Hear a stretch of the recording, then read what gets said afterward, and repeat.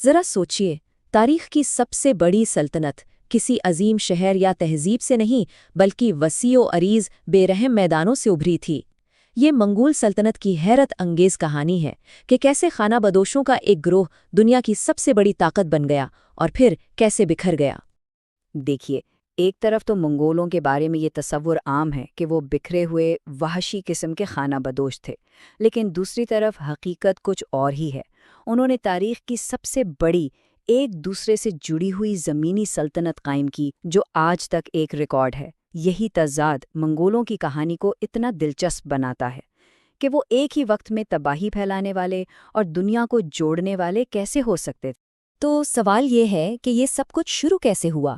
اس کے لیے ہمیں سلطنت بننے سے بھی پہلے کے زمانے میں جانا ہوگا، منگولیا کے ان سخت اور بے رحم میدانوں میں۔ سلطنت بننے سے پہلے منگولوں کی زندگی ایک مسلسل جدوجہد تھی۔ وہ یرتس کہلانے والے گول خیموں میں رہتے تھے جنہیں وہ ایک جگہ سے دوسری جگہ لے جا سکتے تھے۔ ان کی پوری زندگی کا دارومدار شکار اور اپنے جانوروں کے ریوڑ پر تھا۔ یہاں دولت کا مطلب سونا چاندی نہیں بلکہ گھوڑوں کی تعداد تھی، اور ہاں، حریف قبیلوں سے لڑائی اور چوری کا خطرہ تو ہر وقت سر پر منڈلاتا رہتا تھا۔ اور اسی دوران ان کے طاقتور پڑوسی یعنی چین کی سلطنتیں انہیں کوئی خاص خطرہ نہیں سمجھتی تھیں۔ ان کی پالیسی بہت سادہ تھی، تقسیم کرو اور حکومت کرو۔ وہ منگول سرداروں کو آپس میں لڑواتے رہتے تھے، یہ سوچ کر کہ یہ بکھرے ہوئے خانہ بدوش کبھی متحد ہو ہی نہیں سکتے۔ انہیں اندازہ ہی نہیں تھا کہ وہ کتنی بڑی غلطی کر رہے ہیں۔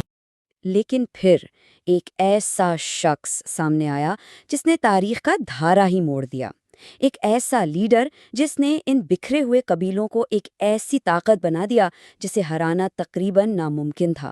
اس شخص کا نام تھا تیموجن۔ اس نے اپنی زبردست قوت ارادی اور قیادت سے منگول قبیلوں کو ایک جھنڈے تلے اکٹھا کرنا شروع کیا۔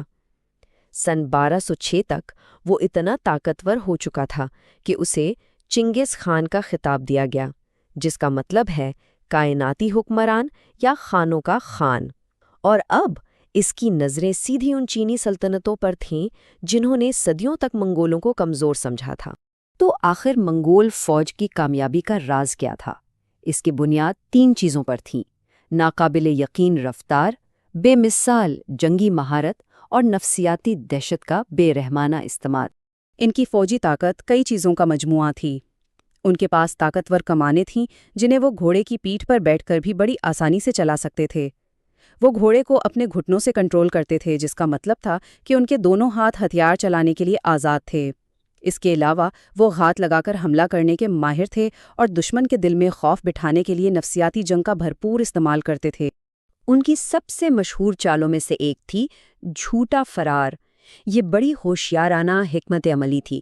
ہوتا یہ تھا کہ منگول فوج میدان جنگ میں بھاگنے کا ڈرامہ کرتی۔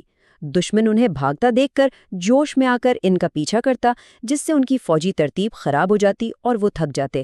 بس پھر اچانک منگول پلٹ کر حملہ کرتے اور اس تھکی ہوئی غیر منظم فوج کو تہس نہس کر دیتے۔ لیکن ان فتوحات کی ایک بہت بھاری قیمت تھی۔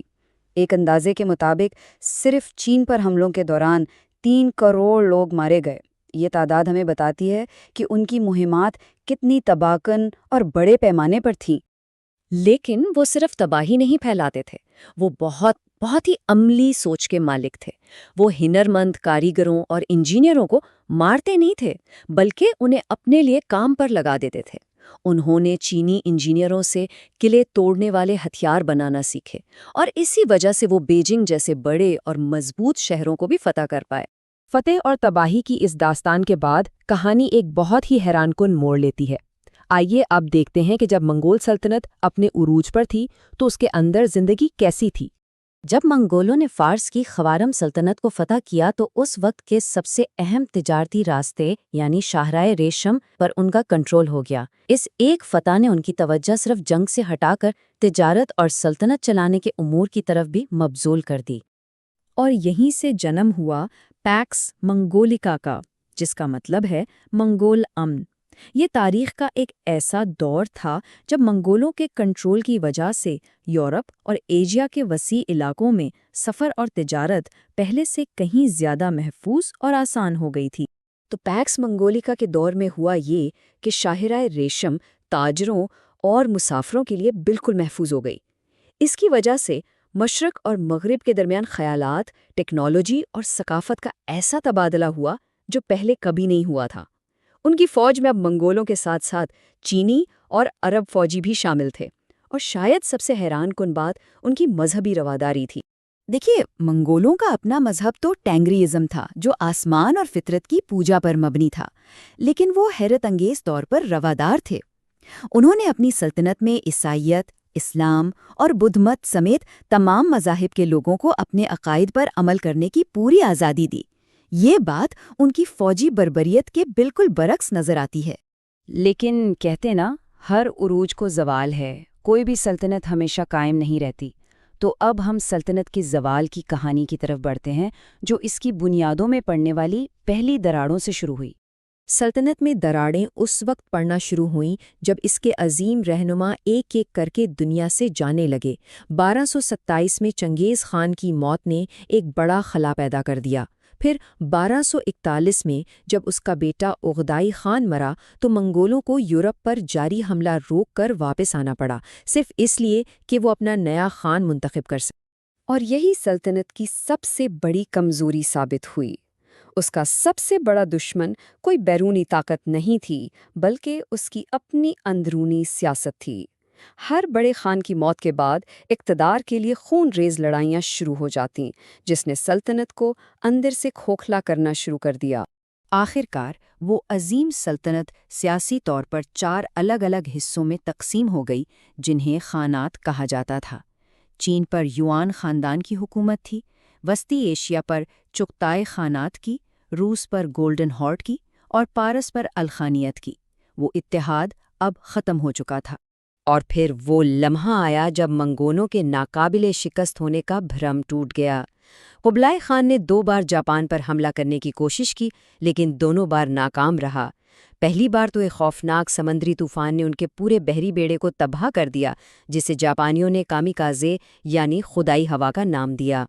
یہ منگولوں کے لیے بہت بڑا نفسیاتی دھچکا تھا، کیونکہ دنیا نے پہلی بار دیکھا تھا کہ انہیں بھی ہرایا جا سکتا ہے۔ تو اب ہم اس کہانی کے آخری باب کی طرف آتے ہیں، جہاں ہم سلطنت کے حتمی خاتمے اور اس کی میراث پر غور کریں گے۔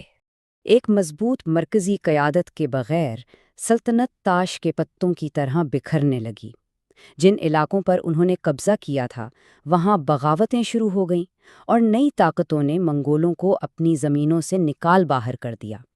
1368 تک منگول سلطنت سرکاری طور پر ختم ہو چکی تھی، اور زیادہ تر منگول واپس اپنے میدانوں میں وہی خانہ بدوش زندگی گزارنے لوٹ گئے جہاں سے یہ سب شروع ہوا تھا۔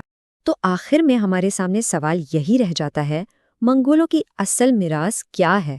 کیا وہ صرف وحشی حملہ آور تھے جنہوں نے بے پناہ تباہی مچائی، یا وہ ایک ایسی طاقت تھے جس نے پہلی بار مشرق اور مغرب کو ایک دوسرے سے جوڑا اور تجارت و ثقافت کے ایک نئے دور کا آغاز کیا؟ تاریخ کی بڑی سچائیوں کی طرح اس کا جواب بھی شاید ان دونوں انتہاؤں کے درمیان ہی کہیں چھپا ہے۔